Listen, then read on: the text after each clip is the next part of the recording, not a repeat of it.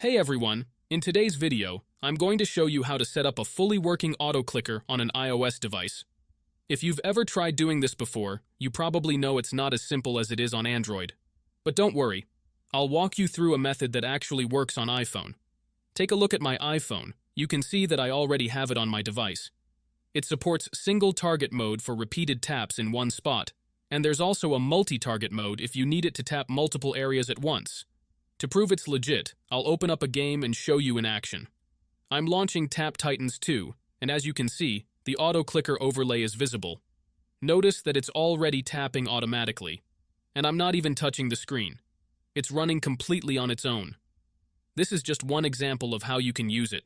What you do with it is totally up to you. If you want to get this set up on your own device, keep watching. Let's jump right into the tutorial. First, you're going to need to open up your preferred internet browser. For me, that's Safari, but you can use Chrome or any other browser you like. Once your browser is open, go to the website clicker iOS.com. You can either type the website name directly into the address bar or just search for it on Google. When you land on the website, take a moment to look around. You'll see a description of the app, how it works, and some of its main features. It explains things like single target mode and multi-target mode, so you can get an idea of what the app is capable of before installing it.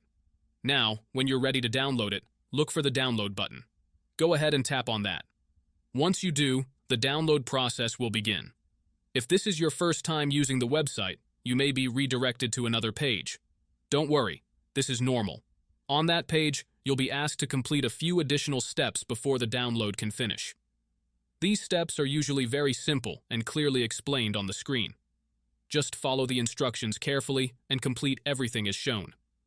After you've completed all the required steps, the installation process should finish automatically. Just follow any final on-screen instructions that appear to complete the setup.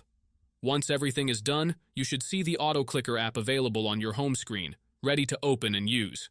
That wraps up this video. I really hope this method works smoothly for you and that you're able to get the Auto Clicker running without any issues. If you found this tutorial helpful, make sure to show some support. Thanks so much for watching, and I'll see you in the next one.